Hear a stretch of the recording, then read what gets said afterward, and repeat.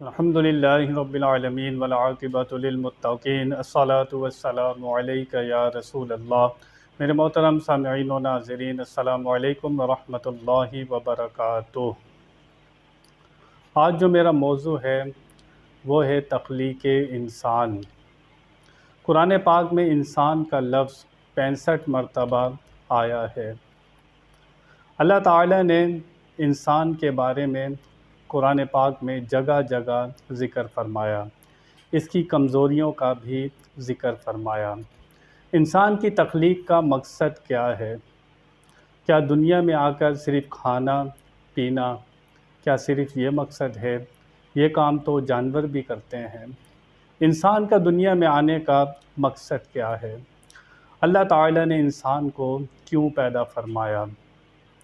अल्लाह ताला हदीस कुदसी में आता है, अल्लाह ताला फरमाता है कि मैं एक मख्फ़ी ख़ज़ाना था, छुपा हुआ, बस मैंने चाहा कि मैं पहचाना जाऊँ। अल्लाह ने चाहा कि मैं पहचाना जाऊँ। अल्लाह ताला ने ज़मीन से मिट्टी मंगवाई, उस मिट्टी से खाकी पुतला अल्लाह ताला ने अपने दस्ते कुदरत से बनाया। हज़रत आदम अलैहिस्सलाम फ़रिश्तों से कहा कि जब मैं इसमें अपनी रूह फूंकूँ तो तुम सजदे में गिर जाना। वनफ़ख़्तु फ़ीहि मिन रूही, जब मैं इसमें अपनी रूह फूंकूँ तो इंसान के अंदर कौन सी रूह है? इंसान क्या है? इंसान अपने आप को नहीं पहचान सका। इंसान बहुत कम अपने आप को पहचानता है। हदीस शरीफ में आता है, जिसने पहचाना अपने नफ्स को उसने पहचाना अपने रब को। हम दूसरों को पहचानने की कोशिश करते हैं, हम ये चाहते हैं पूरी कायनात को पहचानें, लेकिन इंसान अपने आप को नहीं पहचानता। अल्लाह ताला का मुक़र्रिब इंसान कब बनता है?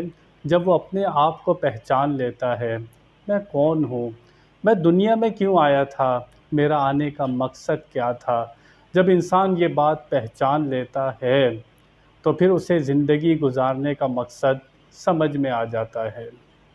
वफ़ी अनफुसिकुम, अल्लाह फरमाता है अपने नफ्सों में गौर करो।